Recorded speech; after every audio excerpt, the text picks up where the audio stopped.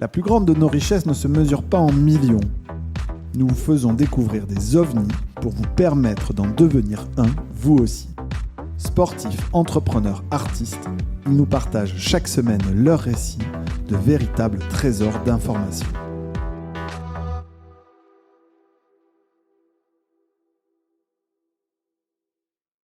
On est parti, les amis, sur ce nouvel épisode pour le podcast d'OVNI.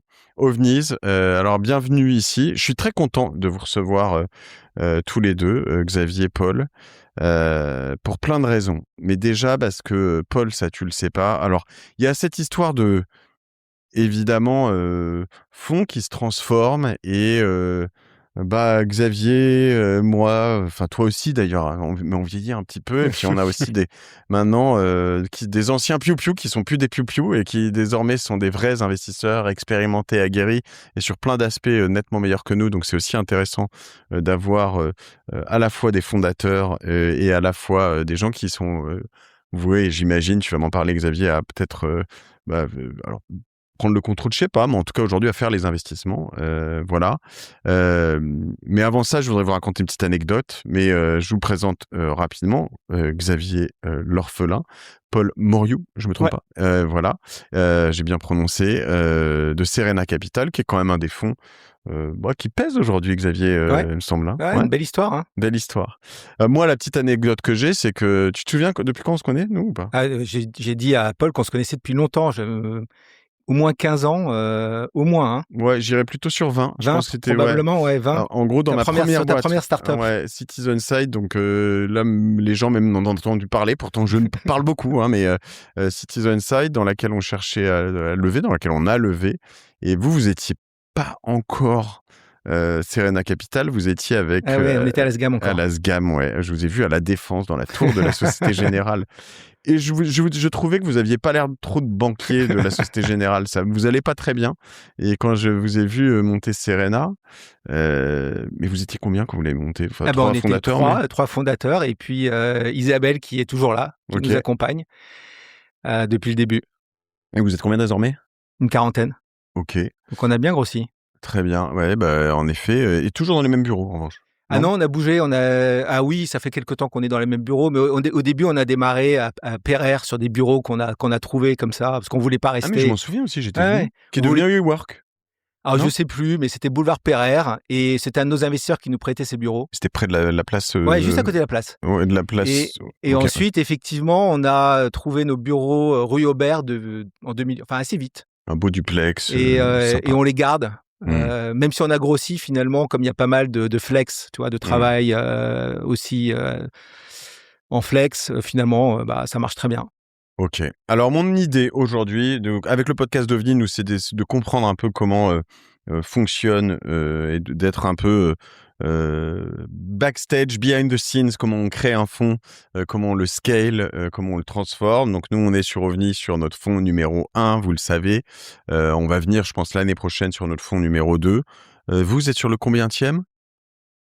On a un certain nombre de véhicules, mais sur le fonds historique, on est au 4e, qu'on a annoncé en septembre dernier. Donc 4e, et Serena a commencé en 2008. 2008. Donc on fait un fonds tous les 5 ans. Tous les 5 ans. Voilà, tous les 5 ans. Sur cette verticale-là, en tout cas, qui est notre fonds flagship, tous les 5 ans, on a levé un fonds. Et le premier, il faisait 90 millions en 2008. C'était un gros fonds. Énorme. Ouais, c'était un gros fonds à l'époque. Celui-là, il fait un peu plus de 220 millions, 230. Ouf. Mais c'est la bonne taille pour nous, pour ce qu'on fait. On reviendra là-dessus, mais c'est la bonne taille de fonds. Ok.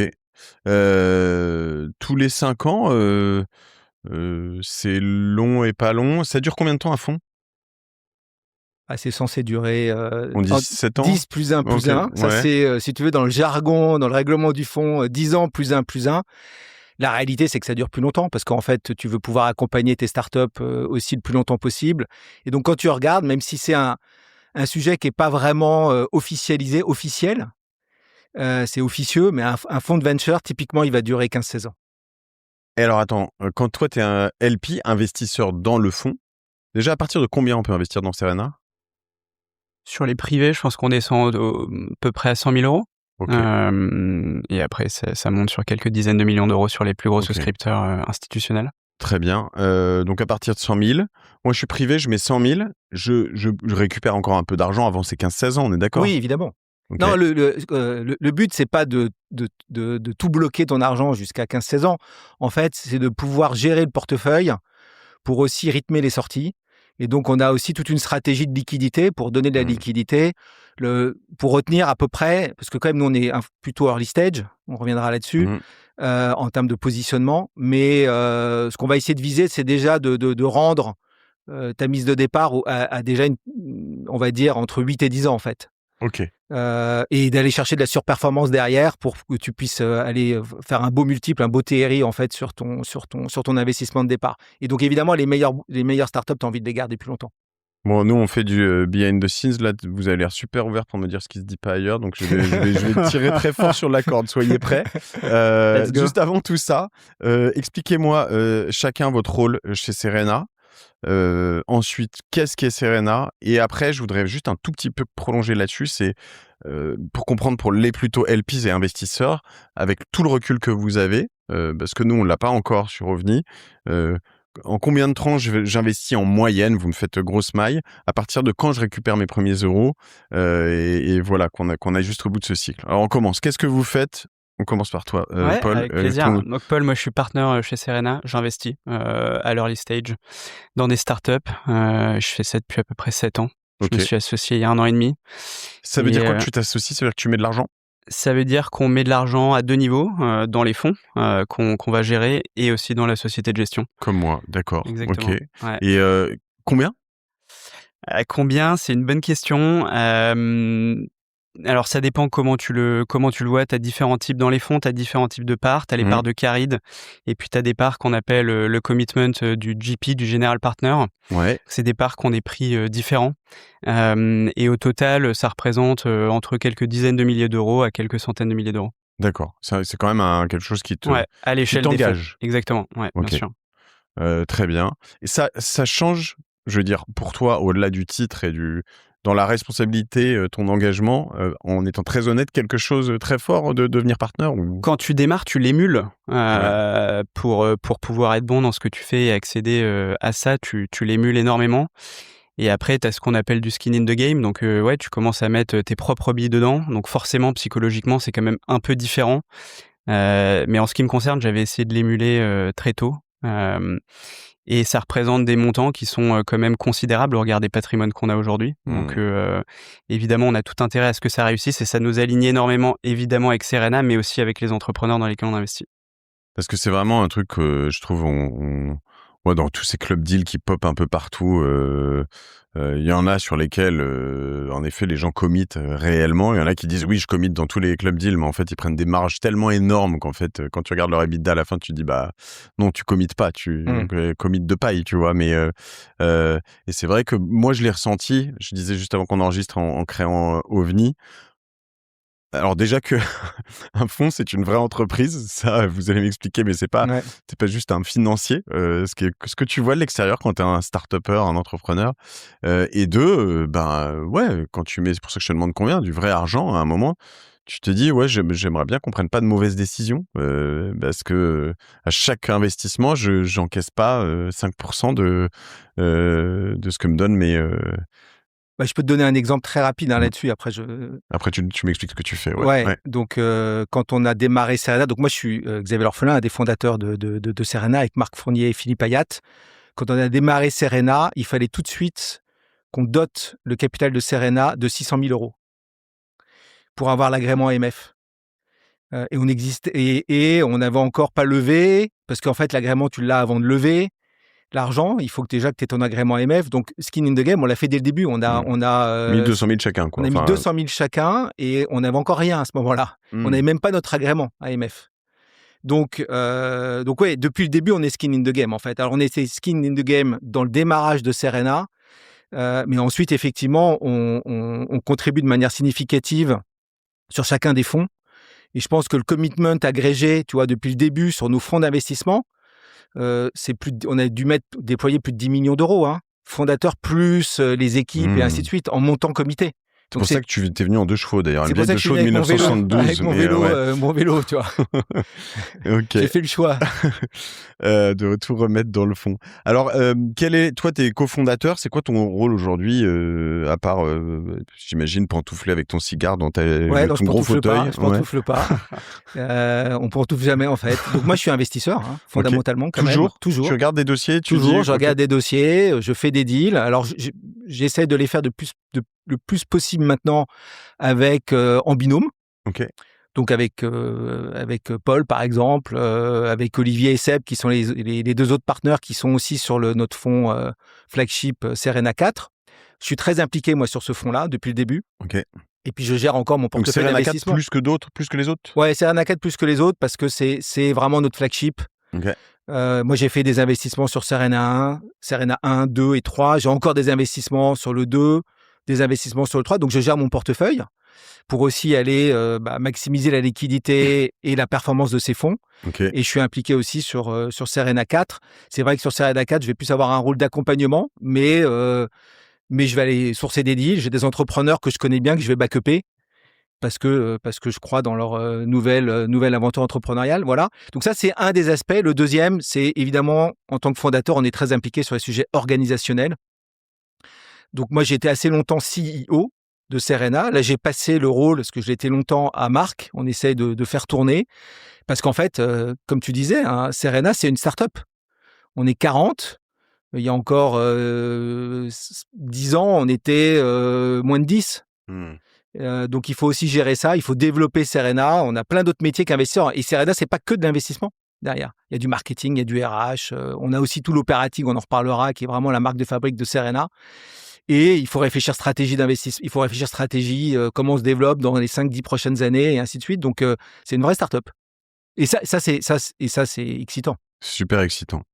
Et ouais, nous, on le ressent en effet beaucoup. Je m'y attendais pas. Ça, c'était la grosse surprise du fonds.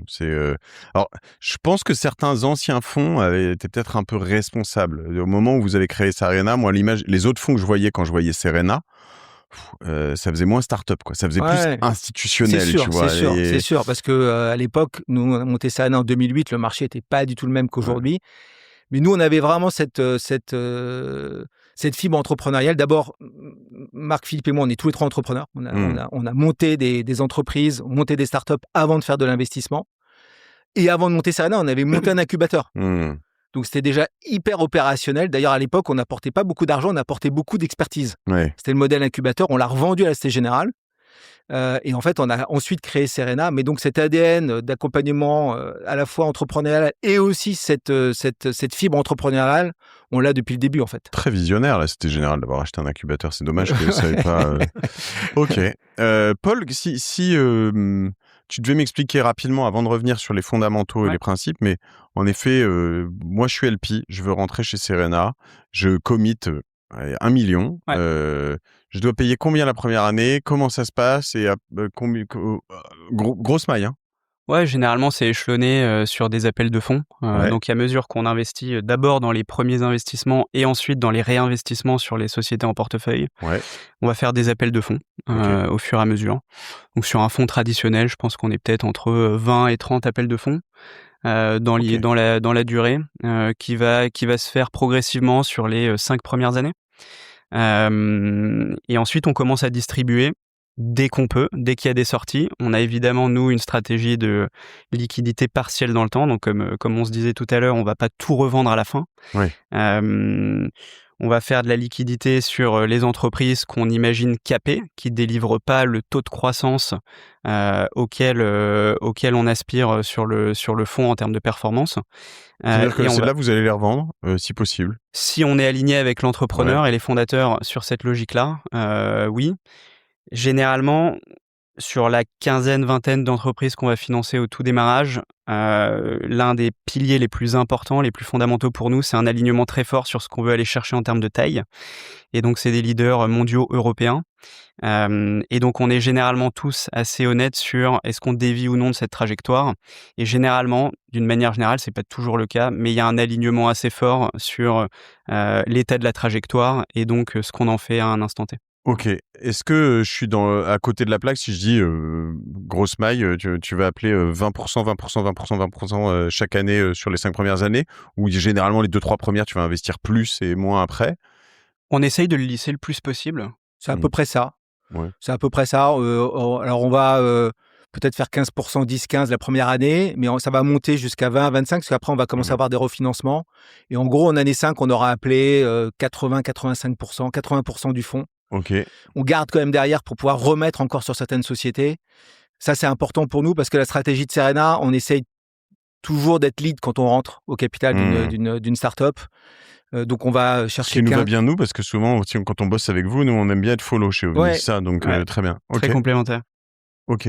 Et alors, donc 20, plus ou moins 20, c'est important parce que pour ceux qui ne l'ont jamais fait et qui nous écoutent, moi je l'ai découvert aussi au fur et à mesure. C'est-à-dire que je suis parti en me disant, limite c'était un peu angoissant. Tu te dis, en fait, quand la première fois, ça se passe mieux prévu. C'est-à-dire que tu te dis, bon, ok, tu te dis toujours, j'ai pas 100 000 à mettre.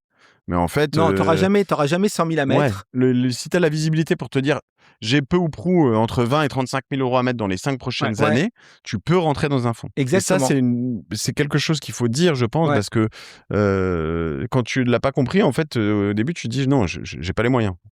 Et nous, on a une vraie discipline, c'est qu'on garde ce rythme d'investissement, quelle que soit la période qu'on traverse. Ok. Et il y a des périodes qu'on va traverser où on va arrêter les investissements, toi, ce qui s'est passé pendant le Covid, pendant 6 mois, juste le temps de voir ce qui se passe.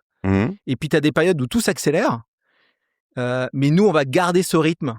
Parce qu'en fait, encore une fois, indépendamment du contexte de marché, un fonds, ce que je disais, ça va durer 15 ans. Et donc, il faut qu'on puisse aussi diversifier nos investissements. Il ne faut pas qu'on rentre dans des effets de mode. Parce que ça peut s'écrouler derrière. Et donc, c'est super important aussi d'avoir ce rythme de 5 ans pour pouvoir faire tes nouveaux investissements. Et donc, d'appeler progressivement. Et puis, ça nous donne le temps de voir comment les sociétés se développent.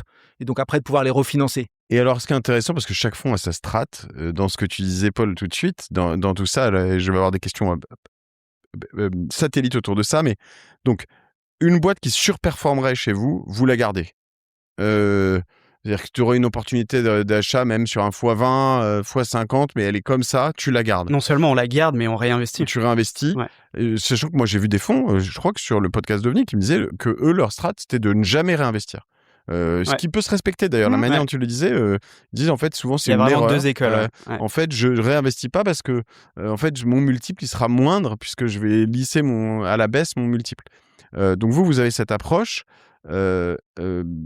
avec donc celles qui sous-performent même si elles fonctionnent, mais si tu t'orientes vers un x5 ou x10 alors que toi tu veux faire un x100, tu vas les larguer. Oui. Ou un x2 peut-être. En fait, si tu veux, tu vas avoir à peu près 3 catégories. Okay. Et nous, on a un exercice trimestriel pour essayer d'évaluer collectivement où est-ce que les entreprises se situent. T'as celles qui dévient complètement de la trajectoire. Généralement, c'est quand on s'est trompé. Celles-là, généralement, elles sont déficitaires et on va avoir du mal, nous, à les refinancer ou d'autres fonds. Donc là, nous, on a quand même pour ADN d'aller jusqu'au bout pour les entrepreneurs. Parfois, ça peut être matériel pour eux en termes d'outcome, même si ça l'est pas pour nous. Donc, on a cette discipline-là, on ne déleste pas. On passe majoritairement du temps, d'ailleurs, avec ces boîtes-là et celles qui performent très bien. Okay. Ça, c'est le premier bucket. Le deuxième, c'est les entreprises qui se développent bien, mais qui n'ont pas une trajectoire explosive ou exponentielle. Celles-là, on les aime bien, et vu qu'on n'est pas pressé par le temps, on peut rester 10, 11, 12 ans rien que sur ce véhicule-là. On est heureux de rester avec eux et de continuer à développer les entreprises sur des rythmes de croissance un peu plus modérés, mais solides. Et ça peut donner lieu à des exits de l'ordre de quelques centaines de millions d'euros, qui ne seront pas ultra matériels par rapport à la performance du fonds qu'on vise, mais qui auront complètement leur importance, non seulement parce que celles-là vont nous permettre de créer de la liquidité intermédiaire qu'on va pouvoir, d'une part, redonner à nos LP pour les rassurer, ou d'autre part, recycler, réinvestir dans la troisième catégorie, qui est celle des ce qu'on appelle les home runs chez nous. Donc, c'est vraiment ces entreprises avec des trajectoires exceptionnelles.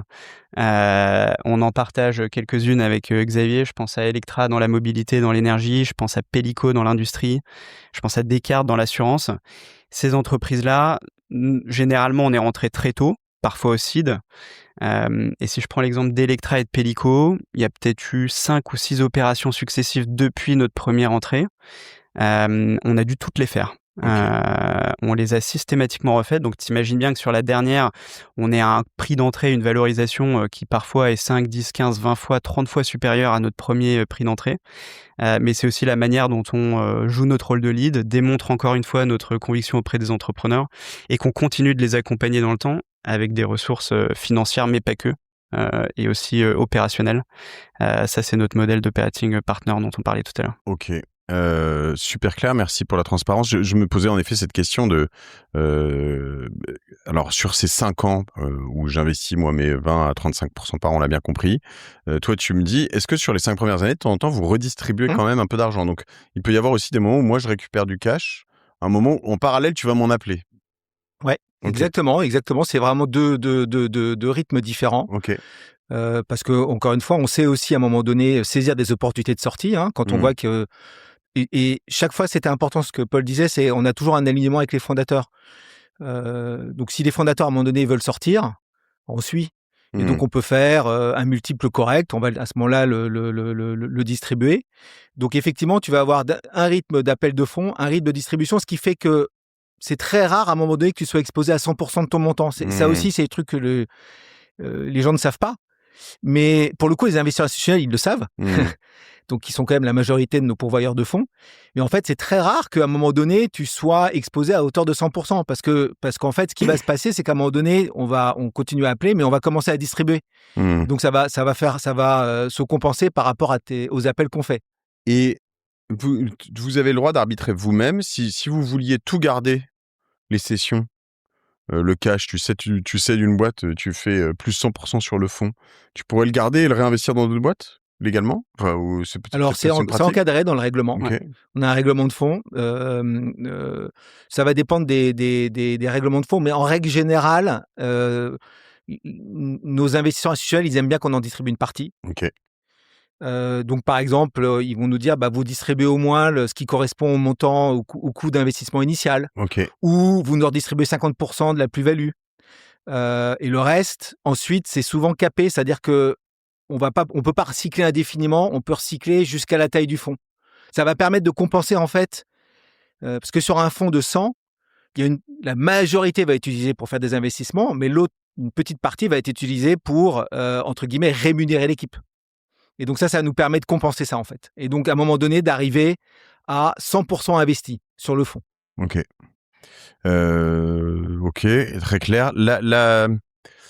La question que je me pose là-dessus, c'est, j'étais en train de lire ce que me disait sur Arnaud tout à l'heure sur les operating partners, mais vous avez une approche assez spécifique dans vos équipes. Tu parlais des équipes, qui est que vous avez proposé quelque chose.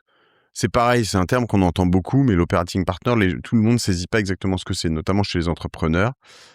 Et en plus, selon les endroits, ça a parfois été plus ou moins bullshit. J'aimerais que vous me partagiez un peu ce que vous avez fait, comment ça fonctionne chez vous. Est-ce que ça apporte quelque chose, une vraie plus-value? Est-ce que vous avez fait des erreurs? Qu'en dites-vous, Paul? Si tu reprends un peu de hauteur sur ce qu'on essaye de faire, nous, notre raison d'être, notre objectif, c'est de créer les conditions qui maximisent les chances de succès pour les entrepreneurs. Et donc, l'un des premiers partis pris qui est partagé par tous les fonds d'investissement par nature, c'est de leur fournir du capital. Et nous, on pense que fournir du capital, c'est nécessaire, mais c'est pas suffisant. Et donc, on a ce parti pris aussi d'apporter des ressources opérationnelles les plus actionnables possibles. On l'a structuré au travers d'une équipe qui est une équipe d'operating partners. Ça peut prendre différentes formes. Chez nous, c'est une forme très internalisée, c'est-à-dire que c'est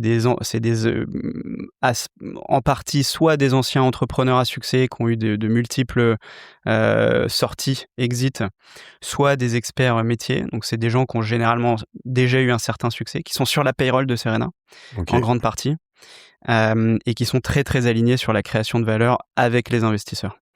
Donc concrètement, ça peut être quelqu'un, ça va du McKinsey internalisé, quelqu'un qui va t'aider à faire de la strat, de la réflexion, ça peut être du coaching, ça peut être du design, ça peut être du dev, ça peut être qu'est-ce que je trouve chez Serena si je veux Ouais. Donc, tu as deux choses. Tu as les choses horizontales qui correspondent à toutes les boîtes. D'une part, quand on investit très early stage, tu as cette recherche de product market fit. Donc ça, c'est un des premiers pans sur lesquels on accompagne les entrepreneurs.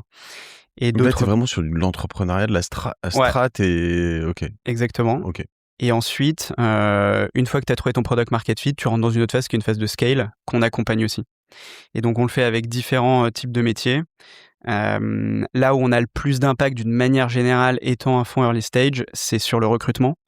Le recrutement, comme tu le sais, c'est les talents, c'est vraiment le nerf de la guerre. C'est ce qui va complètement infléchir le coefficient directeur d'une trajectoire. Et donc là-dessus, on a de très gros efforts. On a 2 personnes en interne qui sont dédiées à ces sujets-là. On recrute pour le portefeuille au niveau C-level. Et tu vois, aujourd'hui, Serena, c'est à peu près 150 lignes. Et alors, j'ai pas les derniers chiffres, mais il me semble qu'en 2025, on a dû être à l'origine de 40% des recrutements C-level du portefeuille Serena. Donc pour nous, ça a un impact énorme. Et après, on accompagne sur toutes les autres phases, à la fois de par du transfert d'expérience de nos operating partners sur des thématiques très, très spécifiques, mais aussi en créant, en animant la Serena Squad. Et la Serena Squad, c'est quoi ? C'est les 500 C-level du portefeuille qui sont dans une communauté. Il y a une communauté générale et puis il y a des sous-communautés, product, tech, marketing, go-to-market. Et on s'assure que ceux-là travaillent aussi entre eux pour se nourrir les uns les autres. Hyper intéressant, le move RH, je le connaissais pas chez vous, mais ça me fait penser un peu à Antoine Fraisse. Que je connais très bien. Moi, tu sais, j'ai fait mes armes chez lui. Donc, c'est vrai, qui est quand même vraiment un des meilleurs. Si t'es passé là-bas, évidemment, là-dessus, il est impressionnant. Mais comme on dit qu'on investit sur des humains plus que des... Je te parlais d'un entrepreneur chez qui vous avez investi et qui m'intéresse tout à l'heure avant le micro, mais moi, c'est la personne qui m'a impressionné. 100%. Et donc, être capable de les accompagner... alors, ça, c'est un bon insight pour ceux qui nous écoutent, qui nous regardent, mais que ce soit candidat ou d'ailleurs, ou investisseur comme nous, moi je pense à un insight qu'on doit prendre chez OVNI et s'en inspirer, ou alors même entrepreneur, comprendre ça, que tu peux te faire aider. Est-ce que vous avez des profils que vous avez pu balader d'une boîte à l'autre parce qu'ils correspondaient plus vraiment à une boîte, mais en revanche ils sont tellement forts sur cette partie que... Bien sûr, en fait donc déjà c'est une personne qui s'appelle Elodie chez nous et qui gère ça, qui anime tout un pool de talents. Elodie Charles. Voilà, vous l'ajoutez sur LinkedIn si vous voulez candidater. Laisse-la tranquille, elle est très bien ici. Pas pour la recruter. Tu vois, je suis pas l'esprit mal placé. Je pensais à ceux qui nous écoutent et qui veulent candidater chez eux. Moi, je pense, je pense à ma femme qui est. Non, mais c'est important. Très bien, mais elle est c'est important forte, parce qu'en fait, on n'attend pas nécessairement. Tu as raison de le préciser. Le boulot d'Elodie, c'est pas juste d'attendre aussi qu'il y ait des ouvertures de postes ou des recherches qui soient déjà faites au niveau de telle ou telle startup. C'est spontanément. Elle va effectivement rencontrer des personnes qui vont nous dire tiens, moi j'aimerais bien un nouveau poste de VP Sales dans une startup, voilà mon expérience. Elle va l'interviewer et ensuite elle va pousser le profil aussi sur tout notre portefeuille. Parce que parfois, c'est aussi le profil qui crée l'opportunité.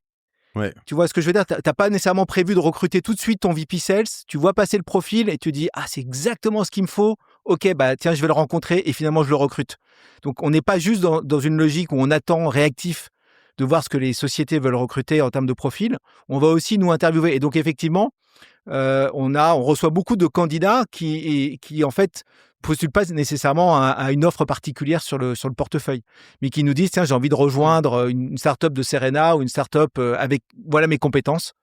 Et donc, le boulot d'Elodie, c'est aussi d'interviewer ces gens-là et de pousser ces profils. C'est mené par Elodie et c'est vachement incarné par toute l'équipe. Et d'ailleurs, les équipes qu'on back le ressentent. Tu vois, pas plus tard qu'hier, dans l'une des entreprises qu'on suit ensemble avec Xavier Lectra, il y a eu un départ, quelqu'un qui part, et qui nous a envoyé un petit message pour nous dire by the way, je pars, vous le savez, voilà où je vais pour la suite et on se tient au courant et on reste très proche pour la suite. Et ils payent pour ça ?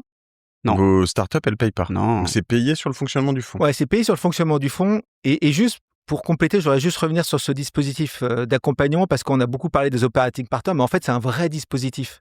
C'est-à-dire qu'il y a effectivement les operating partners, mais Paul en parlait, la squad, c'est cette plateforme. Et en fait, derrière, on produit beaucoup de contenu, un peu comme toi. On n'est pas aussi bon que toi sur les podcasts. Mais donc, ce qu'on va faire, c'est qu'on va organiser des workshops sur des thématiques particulières. Souvent, ces thématiques, elles remontent... Pour les startups ou c'est ouvert en dehors? Non, c'est que pour nos startups du portefeuille. Okay. Parfois, ça nous arrive de partager le contenu. Donc, par exemple, on va aller faire un workshop sur j'ai envie d'aller aux États-Unis, je suis du B2B. Qu'est-ce qu'il faut que je fasse, que je mette en place pour attaquer le marché américain? Donc, on va faire un workshop là-dessus. Ouais. Et on prend des intervenants externes. On prend des intervenants externes. On demande aussi à nos startups qui ont déjà vécu ça de partager leur expérience. Donc, il y a énormément de partage collaboratif au sein du portefeuille. Et ça, c'est aussi une des forces du dispositif, en fait. Ok.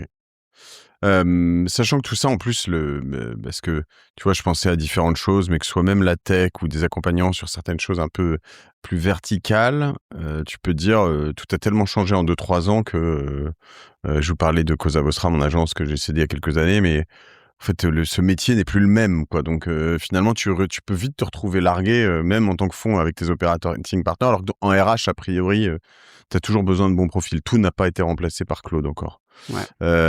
En parlant de ça, j'ai 2 sujets que je voudrais aborder avec vous là-dessus. L'un, c'est l'IA et le fonctionnement d'un fonds et à quel point ça vous impacte et comment vous le transformez.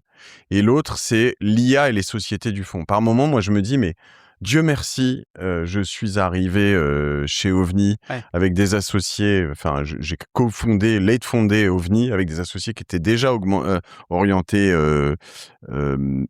deep tech.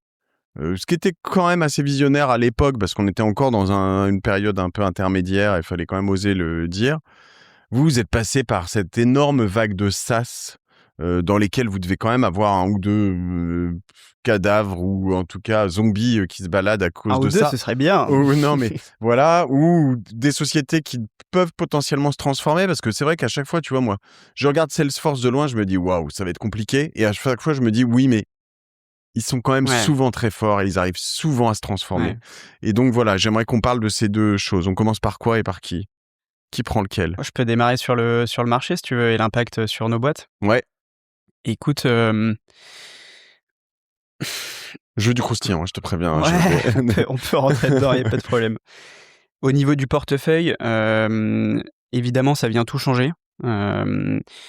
On a des boîtes qui étaient at the edge à un moment donné et qui potentiellement le sont plus ou sont très challengées par des nouveaux entrants qui sont AI native.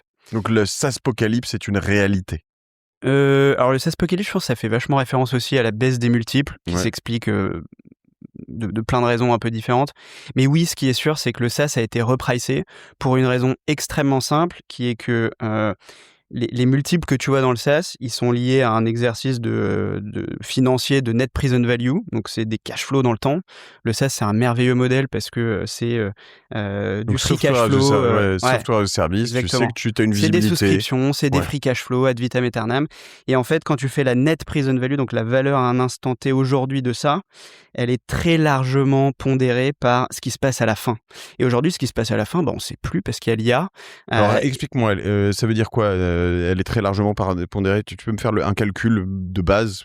Ouais, on va rentrer dedans, ça va être peut-être un peu technique, mais donc tu prends tes cash flows chaque année, tu y associes un taux de croissance et au dénominateur, tu les décotes pour revenir progressivement à une valeur qui est la valeur de l'entreprise d'aujourd'hui. Sauf qu'à la fin de ce calcul-là, tu vas pas faire tous tes free cash flow pendant 25, 35, 40 ans. Donc à un moment donné, tu mets un taux de croissance sur un dernier free cash flow, tu prends une année, tu dis à partir de maintenant, ça va croître de temps. Et en fait, ce truc quasiment infini va vachement prendre de place dans le calcul de ta valeur actualisée aujourd'hui. Sauf qu'aujourd'hui, ce qui se passe après 10 ans, on ne sait pas trop. Et donc, c'est pour ça qu'en fait, tu as la notion de SaaSpocalypse et donc, on ne sait pas comment valoriser le SaaS aujourd'hui parce qu'on ne sait pas dans 5-10 ans, est-ce que ces cash flows seront tenables dans le temps. Et donc, pour nos entreprises qui sont affectées par ça, en fait, sur les 3 dernières années, il y a eu 2 chemins possibles et on a travailler avec nos startups sur ces thématiques-là. Le premier chemin, c'est de créer une organisation et des workflows internes plus AI native, donc se transformer avec l'IA. Ça, c'est hyper important. C'est important pour une raison extrêmement basique, qui est que si tu arrives à être plus efficient, tu es capable de pricer plus bas tout en tenant tes marges, et donc tu as un avantage compétitif dans le temps. Et la deuxième chose, non seulement en se transformant, mais c'est aussi de créer des nouvelles offres qui contiennent de l'IA. Et ces nouvelles offres, alors il y a une dimension marketing, parce qu'aujourd'hui les entreprises elles achètent de l'IA, donc elles ont des budgets dédiés à ça, et donc tu as beaucoup de product marketing, ça a été une grosse thématique de ces dernières années. Mais c'est surtout et avant tout une évolution dans les business models. Les entreprises aujourd'hui de moins en moins veulent payer au nombre de licences, au nombre de sites, et de plus en plus veulent payer pour un job done, une action, un service. Et donc, il faut créer ces nouvelles offres. Il y a plein d'exemples à l'appel. Pas plus tard que cette semaine, on a eu Payfit qui a annoncé se transformer d'un modèle dans lequel elle distribuait son logiciel à un modèle dans lequel elle portait le service elle-même. Et dans le portefeuille, on en a plein. Donc ça, c'est le portefeuille avec ces deux évolutions internes et en matière d'offres sur l'IA. Et après, sur le marché, sur les nouvelles opportunités, c'est un terreau fertile extraordinaire. Franchement, on commençait un peu à s'emmerder dans le VC, tu vois. Ça faisait des années qu'on finançait les mêmes trucs. T'avais un peu moins t'avais beaucoup moins d'asymétrie sur le marché. Tout le monde finançait du logiciel. Tout le monde connaissait les ratios, CAC LTV, les différentes métriques. C'était plus de l'allocation de capital que du capital risque. Aujourd'hui, on revient dans une logique où tu as du risque, et nous, on voit des opportunités à plein de niveaux. Vous, OVNI, vous faites de la deep tech. Tu as quelque chose d'extraordinaire qui se passe aujourd'hui en deep tech parce que la frontière est décalée. Le cognitif avec les LLM remporte une partie du marché, et donc la nouvelle frontière, ça devient le monde physique, la robotique, et ça, c'est plein de choses à investir. Mais dans plein d'autres endroits, moi, je suis impressionné. J'aimerais avoir votre avis là-dessus. Tu vois, j'ai l'opportunité de faire des épisodes avec des gens incroyables, et, parfois un peu early stage. J'ai fait cet épisode il y a quelques mois avec Mathias Frachon. On parlait de Polcia et de Nanocorp. Vous avez dû les voir passer. Et juste après, le patron de ces boîtes qui levait à ce moment-là m'a proposé un ticket, soit par OVNI, soit par moi en direct. Et j'ai pas mal hésité, mais putain, il avait des valos, et ils sont seuls, et la boîte a 6 mois, et tu te dis, mais à un moment, tu te dis, est-ce qu'on est en plein délire, ou est-ce que je loupe l'opportunité de ma vie, quoi? Et j'ai pas dû, honnêtement, là, tu te confrontes. J'ai pas pu arbitrer ça. J'en ai aucune idée. Tu dis, il y a quand même des mecs qui mettent 5-10 millions là-dessus. Alors peut-être qu'ils ont beaucoup d'argent, et pour eux, c'est juste un petit centime, mais moi, j'ai pas été capable de mettre 20 000 balles sur le truc, tu vois. Ouais. En fait, t'as raison. Là, on vit une période de hype. Déjà, généralement, quand il y a une période de hype, ça veut dire qu'après, il y aura une période de désillusion. Sinon, c'est pas du hype. Tu vois, on vit pas en permanence dans du hype. Il y a une désillusion parce que tu te rends compte que finalement, l'IA, elle met plus de temps, par exemple, à rentrer vraiment dans les process au sein de l'entreprise. Et donc, ça prend plus de temps que ce que tu penses, tu vois. Ouais, alors ce qui est fou, c'est que nous, on est biaisé parce que moi, ça met pas beaucoup de temps à rentrer dans les process. Ça change tout, absolument tout. Je te parle des grosses entreprises, là où il y a des énormes budgets, ça prend. Pourquoi ? Parce que tu as un enjeu transformationnel. C'est pas que il faut transformer les méthodes de travail. Alors nous, nos startups, on les accompagne, elles savent faire ça. Mais à un moment donné, dans les grands groupes, si tu veux, ça va prendre un petit peu de temps. Donc, nous, comment on répond à ça ? C'est que, et ça, c'est tout notre métier d'investisseur, c'est qu'il faut savoir diversifier. Évidemment, il faut se mettre sur des comme ça, des thématiques hype, parce que tu sais que il va y avoir des choses extraordinaires qui vont en sortir. Il va y aussi avoir de la casse. Mais il faut aussi avoir une logique de diversification. Nous, notre rôle, c'est de diversifier les risques. On a un fonds de capital risque. Donc, diversifier les risques, c'est évidemment aller faire de l'IA. Mais par exemple, sur notre fonds, on ne fait pas que de l'IA. On est aussi sur tous les sujets de décarbonation au niveau et de transition énergétique. Et parfois, ça se touche. On va aller faire des sujets qui sont des data centers pour de l'IA, mais c'est un sujet avant tout de décarbonation et de transition énergétique, si tu veux. Tu vois. Voilà. Donc nous, notre rôle d'investisseur, c'est qu'on va diversifier. Et ça, c'est hyper important. Et c'est ce que je disais tout à l'heure, c'est qu'il faut garder la tête sur les épaules. Il faut savoir passer les périodes de hype, en profiter, mais il faut aussi savoir sortir quand il y a du hype. Et alors, j'imagine que c'est là où aussi je crois que nous, on fait attention, mais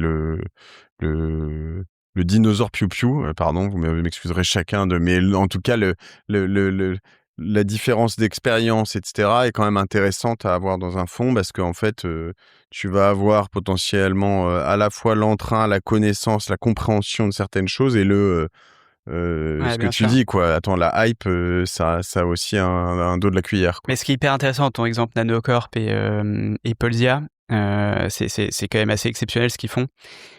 Tu mets le doigt sur une des tensions les plus classiques du métier de VC, qui est que les énormes, les boîtes qui ont le potentiel de faire un énorme outcome ressemblent beaucoup plus aux boîtes qui ont le potentiel de faire 0x que celles au milieu. Et nous, l'un des risques, c'est de se retrouver à faire du milieu parce que, en fait, quand tu regardes que les extrêmes, c'est assez facile au final de trouver des boîtes qui sont capables de faire 2, 3, 4, 5x, mais ça fait pas tourner le modèle.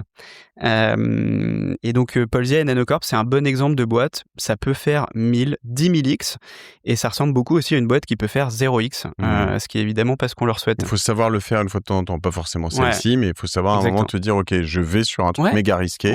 Et ce qui est pas facile parce que alors finalement, et peut-être, je sais pas pour vous, mais peut-être encore moins facile, je pourrais dire. Je repense à cet épisode que j'ai fait sur Génération Do Yourself avec Philippe Aguillon et la destruction créatrice, etc., où tu pourrais avoir un moment, quand tu es un fonds 4 plus gros, avec des plus gros investisseurs, tu dis, ah, ça c'est bon, on l'a pris ce risque quand on était plus jeune, mais là, si on se rétame là-dessus, je fais du Nanocorp. On en a parlé au micro de Mathieu, j'en sais rien, mais tu vois, c'était évident, tu vois. Et t'as pas envie d'être jugé sur ce truc où tu t'es tellement... D'où l'importance d'avoir du multigénérationnel. Et après, ce qui est hyper intéressant dans le VC... Tu veux virer les plus jeunes quand ils...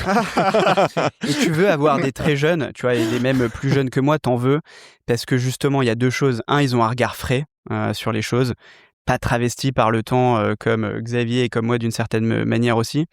Et deux, ils ont c'est hyper important d'avoir des gens qui ont une appréciation du risque extrêmement différente. Je prends l'exemple de Martin Mignot qui est chez Index Venture qui avait fait Revolut, je pense à l'hiver 2016. Je suis sûr, Il était super jeune et personne l'aurait fait. C'était un fondateur russe qui s'exprimait moyennement en anglais. Et au final, lui l'a fait et ça a été un des plus gros succès de la firme. Donc, et puis juste un point important, c'est que pourquoi tu peux pas faire que du hype, c'est qu'il faut avoir parfois des tests contrarian.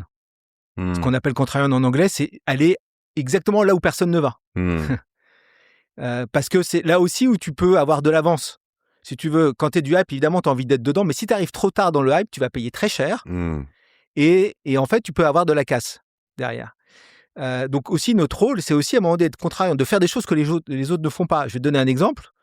On est rentré avec Paul dans Electra. Electra, c'est de la recharge pour véhicules électriques ultra rapide. C'est une thèse d'infrastructure parce qu'il faut déployer énormément de CAPEX pour déployer les stations de recharge.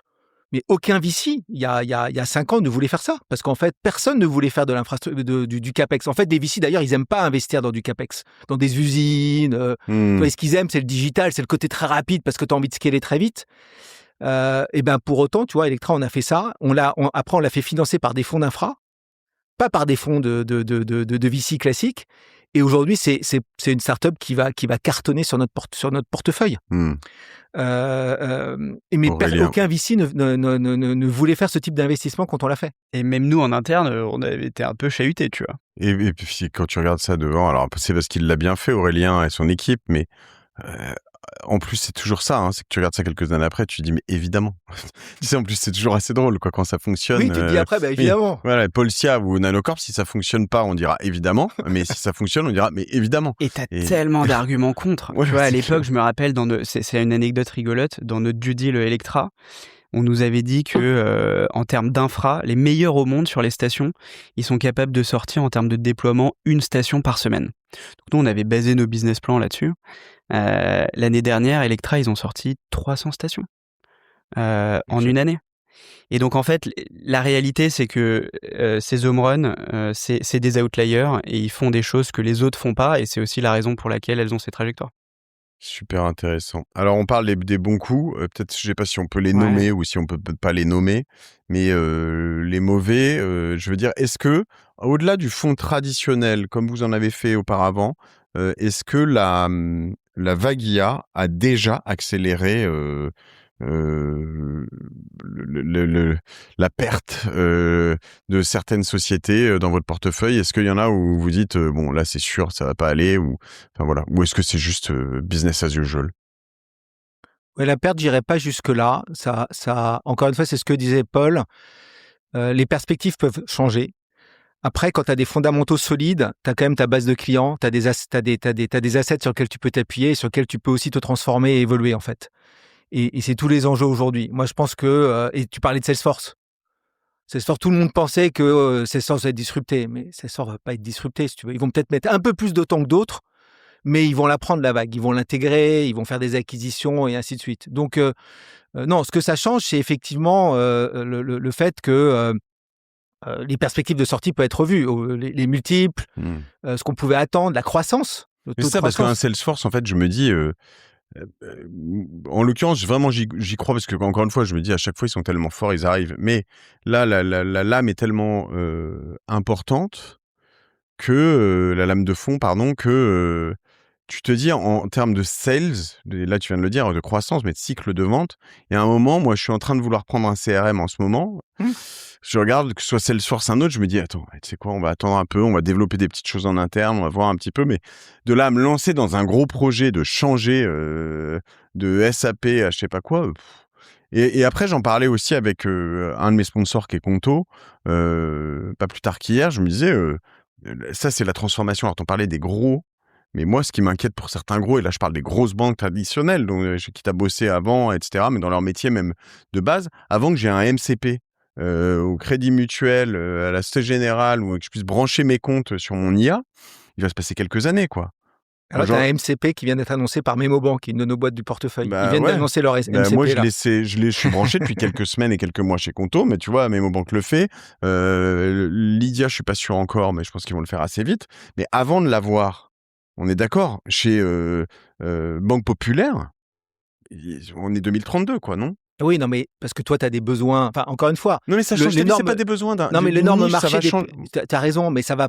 C'est ce qu'on disait, ça prend du temps. La PME traditionnelle qui représente l'énorme part du marché, si tu veux, des banques traditionnelles sur lesquelles elles font leur argent et ainsi de suite, elles vont évoluer, mais elles vont évoluer à leur rythme, si tu veux. Tu vois. Donc nous, on a une vision très start-up, très digitale, où ça va très vite.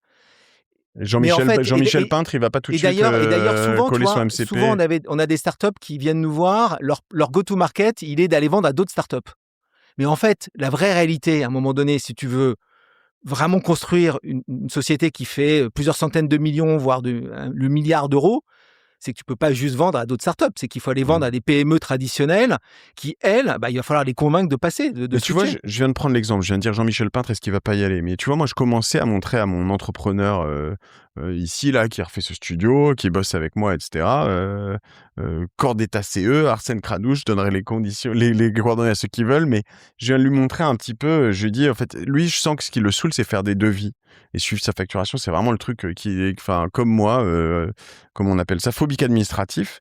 Je dis non mais tes devis, en fait, tu lui en envoies 12 à Claude, ou je lui montre rapidement comment ça marche.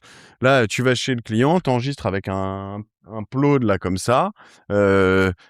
Tu sors du machin, tu lui dis tu me fais le devis. Enfin, c'est plié. Ouais. Et ça, c'est fini. Et donc, une fois que t'as mis le doigt là-dedans, après, si tu branches ton MemoBank Conto en MCP et que tu machin, la transformation, moi, je pense qu'elle peut quand même aller plus vite que d'autres. Et là, on parle de micro-entrepreneurs. Donc, dans le tissu d'entreprise, il y a des moments, je me dis, ça va peut-être aller plus vite. Mais peut-être que je suis trop enthusiste, comme d'habitude. Non, peut-être que... Tu as raison. Et justement, nous, notre rôle, c'est aussi d'aller accompagner ces startups qui sont capables de proposer des nouvelles offres de services, de produits qui vont accélérer cette transformation. Tu vois, en un an, en 2 ans, mais même tu prends en un an l'usage de l'IA. Quand on parle de nous, peut-être de hyper utilisateurs, ok, mais moi je le vois autour de moi, tous les gens qui font des PowerPoint, des tas de choses, mes enfants, les choses surtout, en fait c'est passé de vite fait 1 ou 2 fois par mois à 12 fois par jour. Et pour tout le monde. Je veux dire, même mes parents, tu vois. Donc, à un moment, bon. Chez vous, justement, Qu'est-ce que ça a changé? À quel point vous l'utilisez? Est-ce que ça métamorphose vos workflows, vos prises de décision? Quel a été le plus gros changement? Ouais. Et les petits? Ça nous fait gagner beaucoup de temps, c'est sûr. Donc surtout, t'as quand même t'es un fonds, t'es réglementé par l'AMF, t'as des reporting à faire auprès de TLP, t'as des documents commerciaux à faire dans la levée de fonds. C'est passionnant. Voilà, donc tous ces trucs-là, évidemment, t'as des gains de productivité immenses. Donc ça, c'est une chose. Pardon, ça me fait rire parce que c'est vraiment ce genre de truc qui est...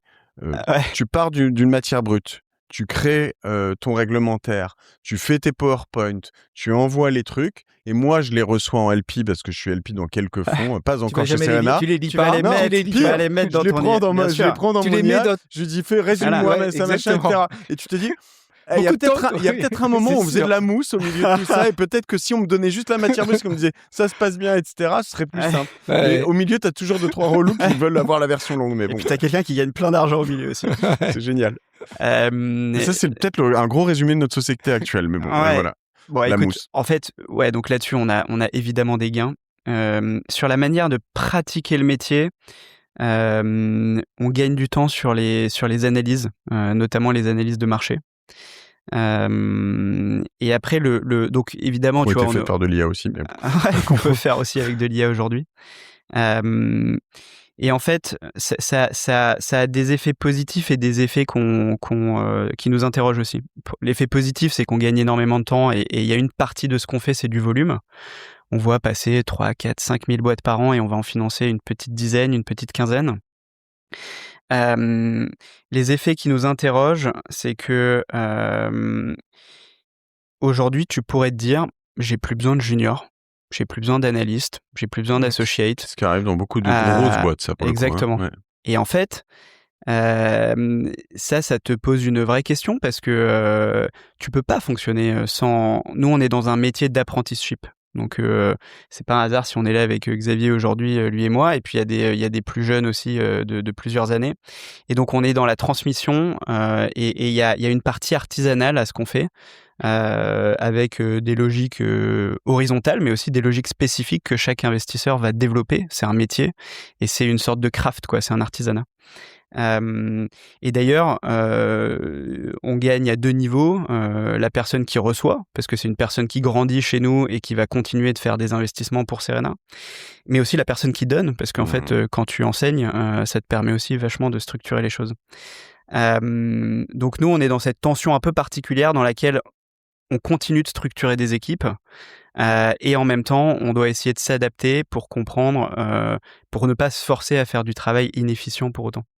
Et puis c'est un métier c'est quand même un métier de relationnel, ce qu'on fait avant tout. Et donc l'IA, elle peut pas se substituer à une relation aujourd'hui humaine à humaine. Tu vois ce que je veux dire? Elle est ça, en tout cas pas aujourd'hui.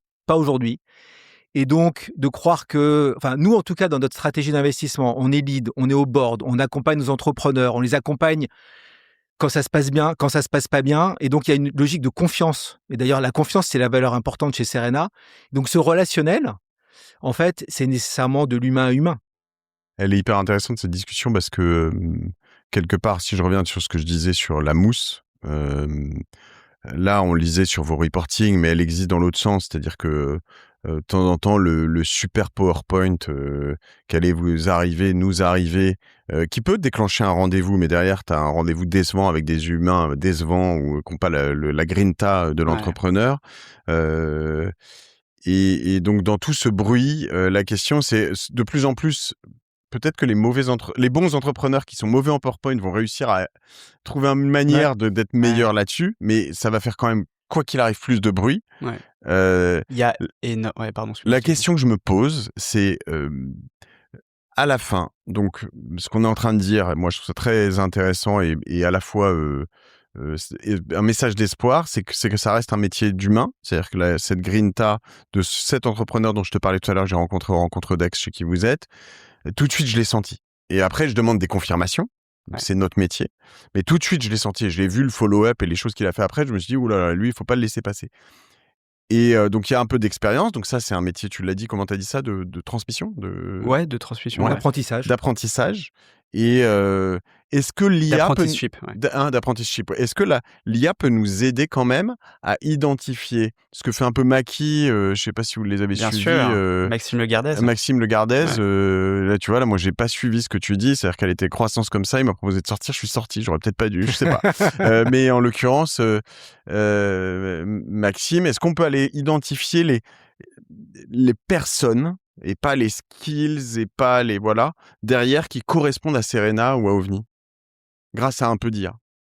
Aujourd'hui, je pense qu'on n'y est pas avec l'IA. Ou est-ce qu'on peut éliminer ceux qui ne correspondent pas, peut-être, tu vois? C'est risqué, parce qu'encore une fois, ton IA, elle apprend. Hein. Ouais, donc on a elle peut quand même... apprendre le risque de ton IA, c'est qu'elle peut apprendre sur des choses qui ne sont plus nécessairement vraies aujourd'hui. Enfin, qui étaient vraies hier. Elle apprend sur une moyennée Bah oui, elle moyennise, du passé. Alors que nous, notre job, il est d'aller aller voir. Notre job, c'est pas de moyenniser, justement, si tu veux. Tu vois. C'est l'inverse. Et on peut pas moyenniser. L'IA, très facilement, elle peut moyenniser. Et donc, au final, les présentations vont toutes se ressembler, tu vois, présentation commerciale, marketing. Et alors, attends, question très importante, voire fondamentale. Est-ce que les skills et les typologies d'entrepreneurs et leur personnalité changent? Oui. Est-ce qu'en ce moment, on doit investir dans un différent type d'entrepreneur qu'il y a 10 ans? Je pense pas. Mais je peut-être rebondir après parce que t'en as vu un peu plus que moi par le passé. Mais est-ce que ça c'est le dénominateur, en fait, t'as pas de règles. C'est ultra contextuel. T'as des personnalités, t'as des gens qui vont avoir un leadership autoritaire, t'as des gens qui vont avoir un leadership très bottom-up. T'as vraiment de tout. Le dénominateur commun, et c'est ça la partie d'humain et de confiance, et ce qu'on doit déceler nous, et c'est notre job, et ce qu'on essaye de transmettre aussi, c'est de déterminer l'intention réelle de l'entrepreneur. Et tout ce qu'on fait, les premiers rendez-vous, tout ce dont on te parle, est-ce que le marché est bien, le produit, machin, etc., tout ça n'est que le corollaire de l'intention réelle de l'entrepreneur. Intention que parfois l'entrepreneur lui-même n'a pas complètement articulée, sur lesquels il n'y a pas une self-awareness absolue. Et donc nous, par un exercice la majorité de ce qu'on fait quand même, c'est de poser des questions. Donc on essaye d'être très vigilant à poser les bonnes questions pour essayer de déceler cette intention. Dans notre métier, tu as compris, nous, ce qu'on essaye de faire, c'est des grands leaders mondiaux européens. Le point de départ de cette capacité à le faire, c'est une intention. Il y a très peu de gens qui ont cette intention. Parce que c'est très documenté comment ça se fait de faire une très grosse boîte. Il y a plein d'entrepreneurs qui savent le faker, qui comprennent un peu le game et qui se disent « Ok, voilà comment il faut que j'agisse. Ok, il faut que je réponde vite. Ok, il faut que j'apparaisse confiant. Ok, il faut que je lean forward, etc. » Tu me pardonneras les anglicismes. J'avais depuis tout à l'heure à essayer de les traduire. Je te remercie. Moi, j'en ai très peu, tu verras. Ça montre la différence de génération déjà, tu vois. Mais moi, j'ai sur le podcast d'OVNI, ça va. Sur génération du it yourself, je me ferais tellement plâtrer la gueule que je les reprendrai à chaque fois. Mais là, j'espère ne pas faire une vague de haine. Ce sera pour toi, c'est bon. Débrouille-toi. Et donc, déceler l'intention de l'entrepreneur, il n'y a pas de data là-dessus. Je veux dire, nulle part. C'est passer du temps avec l'entrepreneur, c'est toi-même faire évoluer ton craft là-dessus. Et essayer de et la plupart du temps, tu vas te tromper. Mais quand tu réussis, ça mène à de belles trajectoires. Ça me fait penser, tu vois, Polydi, ça te parle ou pas? Un mec sur Instagram, justement, qui prend ce genre d'extrait de podcast et qui derrière tu les regardes et puis derrière, il te voilà. Donc, j'espère que Paul nous, mais au moins ça, tu sais, there is no such press as bad press. Donc voilà, faut toujours être content de se prendre un shitstorm. Ça dépend du shitstorm, mais donc, juste pour répondre rapide à ta question, comme ça, sur est-ce que les entrepreneurs ont changé? Enfin, un entrepreneur, ça reste quelqu'un qui est un excellent entrepreneur. Il a à la fois la vision, il est capable de se projeter et il est en même temps hyper day-to-day dans la capacité d'exécution. Et ça, d'être capable à la fois d'être très day-to-day, très focus sur l'exécution pour être le meilleur possible et en même temps d'avoir toujours un coup d'avance, nos meilleurs entrepreneurs, ils sont capables de faire les deux. Ouais. Je vais devoir vous laisser bientôt parce qu'on ne peut pas faire des podcasts trop longs sur ce podcast, c'est le format. Vous savez que je suis capable, hein, moi, il n'y a pas de souci et je trouve ça passionnant. J'ai quand même une dernière question autour de l'IA on a parlé de Nanocorp, Polcia, on a parlé de ce que ça changeait chez vous. Moi, ce que ça change chez moi, enfin, je développe un truc, Magellan, là, depuis 1 mois, ça m'obsède, je dors plus la nuit, vraiment. Enfin, c'est d'ailleurs potentiellement un truc mental. Je me dis, il va y avoir un petit carnage chez certains entrepreneurs trop passionnés.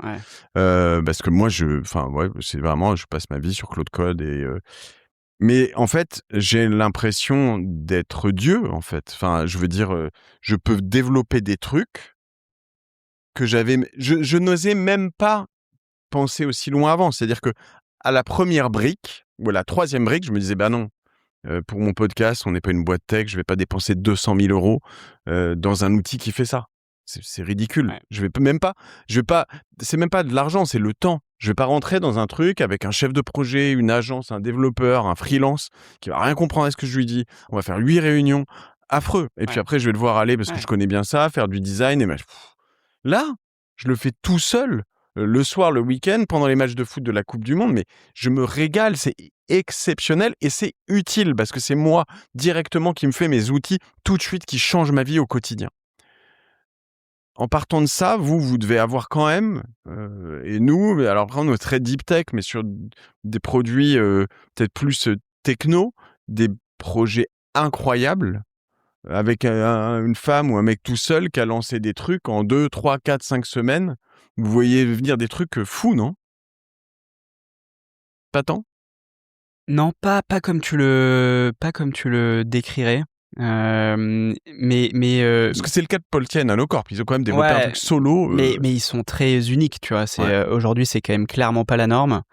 Et puis ce qui est toujours rigolo dans ce que tu évoques, c'est que je pense que ça vieillira très mal, tu vois. Dans 10 ans, quand on t'écoutera dire j'ai l'impression de faire plein de trucs, on se dira mais attends, il disait ça alors qu'il avait Claude Code la version 4. Parce que je découvre le fax, quoi. C'est un peu ça. Et donc ça évoluera. Sur Internet, c'est comme si tu découvres Internet, je me sers putain et j'ai plein d'informations. Bien sûr. Non, mais ça, le polydite dans 15 ou 20 ans, il dira putain, il sera heureux de regarder tes podcasts. Ouais. Non, nous on voit je sais pas si c'est pas exactement ta question, mais la transformation, elle est alors évidemment pour les bâtisseurs, les builders comme toi, c'est extraordinaire parce que tu as l'impression d'avoir des super pouvoirs que tu n'as jamais eu. Et en plus, quand tu as l'état d'esprit du design, du produit, tu vas juste beaucoup plus vite que tu l'as construit dans la douleur. Et aujourd'hui, avec ces outils, et en plus, tu as les bons réflexes et donc tu es capable de maîtriser l'IA. Nous, on le regarde d'un point de vue beaucoup plus macro. Et si tu veux, les chiffres macro, pour parler vraiment en termes de chiffres, c'est quoi? C'est la dépense IT, c'est 6 000 milliards de dollars dans le PIB mondial qui doit être autour de 120 000 milliards. Tu as 6 000 milliards de dépenses IT. Tu as à peu près entre 1 et 2 de ça, c'est du logiciel, c'est du software. Et sauf qu'aujourd'hui, avec l'IA, l'IA s'attaque évidemment à ce marché-là de la dépense IT, mais aussi au marché du travail. Et le travail, c'est 50, 70, 100 000 milliards sur le PIB. Et donc, en fait, l'opportunité qu'il y a aujourd'hui avec l'IA, attention, c'est pas du tout les mêmes ordres de magnitude que celle qu'on a vécue avec le logiciel sur la vague précédente. Et donc, c'est ça, nous, qui nous excite particulièrement. Ça veut pas dire que tous les métiers seront remplacés. La transformation de la tech et de l'IT, c'est la transformation du travail. Du travail, exactement. Du travail dans sa globalité. D'abord avec les dimensions cognitives, les LLM, qui représenteront peut-être 10% de la masse salariale à un moment donné dans les prochaines années. Donc c'est déjà un marché beaucoup plus grand que la dépense IT. Mais demain, avec la nouvelle frontière du monde physique, de la robotique, tu vas pouvoir monter progressivement sur ces logiques de PIB. Et ça, c'est sans prendre c'est sans prendre en compte les effets expansifs que l'IA et la robotique vont avoir aussi sur le PIB mondial. Donc c'est une opportunité extraordinaire et ça nous donne d'autant plus envie de continuer ce qu'on fait depuis une petite vingtaine d'années. Hyper intéressant. 2 questions rapides. Est-ce que les US restent forcément l'issue unique et obsessionnel pour aller faire un vrai exit, ou vraiment sur les startups, Tu fais du logiciel ou de l'IA et tu es en phase de go-to-market. Les US, ça reste le Graal. Pourquoi? Parce que tu as des cycles de vente plus courts, tu as des paniers moyens plus élevés et tu as un très gros marché homogène qui est très acheteur de solutions logicielles. Donc, en phase de go-to-market, si tu fais du logiciel et de l'IA, oui, les US, ça reste un marché ultra important et on l'observe à de nombreuses reprises dans le portefeuille. Maintenant, tu fais de la recherche, des modèles de fondation, d'autres choses, tu n'as pas besoin d'être aux US. Le retour de de notre cher Yann Lequin à Paris le démontre encore une fois. Il y a d'autres exemples. Et sur d'autres logiques d'infrastructure, l'infrastructure, tout ce qui touche à l'énergie, qui est potentiellement l'un des bottlenecks les plus importants de la révolution IA qui arrive. Sur l'infrastructure, c'est physique. Donc, il n'y aura pas que de l'infrastructure aux US. On aura des besoins d'infrastructure. On aura des besoins d'infrastructure et de modernisation des infrastructures grâce à la tech, grâce à l'IA en Europe. Et nous, c'est l'une de nos thèses et c'est ce qu'on finance. Intéressant. Dernière question. Vous voyez où Serena dans 10 ans? Comment on se projette? Exercice de visualisation, là. Waouh. Vas-y, réponds, parce que moi, j'aurais déjà 10 ans de plus. Mais moi aussi, figure-toi. Non, écoute, il y a un truc qui me rassure, c'est que Xavier a quand même eu une tête de gamin. Et aujourd'hui, ça y est, il a une tête d'adulte à peu près. Donc, ça me rassure un peu parce que Et il se reste toujours aussi de près, tu vois, donc ça va. Non, écoute, honnêtement, je ne sais pas répondre à la question sur Serena, parce que ça peut prendre plein de formes différentes liées à notre mission cœur. Je pense que Xavier, tu pourras peut-être un peu développer là-dessus. Ce que je sais, par contre, la certitude que j'ai, c'est que le succès de Serena passera par le succès de nos entrepreneurs. Et donc, notre objectif numéro 1, c'est de continuer à exposer nos entrepreneurs aux meilleures ressources pour augmenter leurs chances de succès. Et puis, à titre plus personnel, moi, ce qui me rendra très satisfait, c'est que les trajectoires exceptionnelles et les entrepreneurs qui les mènent veuillent encore de Serena dans 10 ans. Et moi, si on est Xavier et moi dans 10 ans, dans 15 ans, encore au bord d'Electra, encore au bord de Pellico, encore au bord de Descartes, je considérais c'est pas quelque chose que je prends pour acquis, et je considérais qu'on a fait le job. Intéressant. Et donc, pour répondre, en fait, je vais revenir un peu en arrière pour me projeter après. Serena, on est devenu entreprise à mission. C'est intéressant parce que, si tu veux, il y a peu de sociétés de gestion qui sont entreprises à mission. C'est-à-dire qu'on a une mission. Notre mission, c'est pas notre métier. Notre métier, c'est d'investir et de faire des retours sur investissement, mais on a une mission. La mission de Serena, c'est d'accompagner des entrepreneurs innovants et ambitieux au service d'un monde meilleur. Ça, c'est notre mission. Donc, dedans, tu vois accompagnement, entrepreneur, l'innovation, l'ambition, mais aussi cette logique d'impact. Et ça, c'est hyper important. C'est que, en fait, on est aussi là pour construire des sociétés qui vont durer, qui seront là dans 10 ans, 15 ans, 20 ans. On n'est pas là que pour faire des coûts financiers. On cherche vraiment des sociétés qui peuvent impacter l'industrie dans laquelle elles vont se déployer et l'impacter de manière positive. Ça, c'est vraiment ce qu'on veut mettre en place. Et donc, dans 10 ans, j'espère qu'on continuera à être sur cette mission-là et qu'on aura construit des leaders qui auront transformé de manière positive, durablement, la société, en tout cas les industries dans lesquelles ils évoluent. Ok. On vous suit sur LinkedIn chacun? Vous publiez un peu? Ouais, LinkedIn ou au 21 rue Aubert. Au 21 rue Aubert, très bien, j'ai bien noté. Si vous voulez bosser pour des boîtes, mais pas recruter, Élodie Charles, vous la contactez. Ouais, Élodie@serena.vc, désolé Élo. Voilà. Bon, j'imagine que les vôtres sont les mêmes, du coup, maintenant. Exactement. On les a. Notre prénom, @serena.vc. Voilà, on facile. les a toutes maintenant. Si on veut investir, si on veut proposer une boîte, c'est peut-être mieux de passer par un autre canal que chez vous en direct. Non, vous pouvez passer par nous en direct. On répond à tout le monde sous 24 heures. Ok, très bien. Et super. Il y a un peu d'IA qui aide ça ou pas encore? Qui aide, ouais, qui le fait à notre place, non. Ok. Pas d'agentique ou de choses comme ça. Vous avez des agents IA chacun? On a des agents IA, bien sûr. Ok, ouais. Très bien. Vous en avez développé vous ou pas encore? OpenClaw, Hermès, vous avez testé? Non, assez peu, parce que c'est des environnements quand même très très très très ouverts. Donc c'est pas complètement en phase avec la réglementation qui nous est imposée pour l'instant. Puis on a des sujets de confidentialité aussi sur on manie quand même beaucoup de données confidentielles de nos startups. Ouais. Donc on fait un peu attention, on l'utilise, mais on essaye d'avoir des environnements quand même protégés, fermés sur Claude et ainsi de suite pour quand même faire tourner, mais que la donnée reste chez nous quand même. Moi, c'est vraiment pas mal en utilisant OpenClaw que j'ai compris comment refermer certaines choses sur des modèles, soit en local même, c'est-à-dire sur des... T'as tes Mac Mini. Potentiellement. En achetant ton Mac Mini, tu comprends pas mal de choses en l'occurrence. Ouais. Ou même après, tu peux le faire aussi en serveur dédié.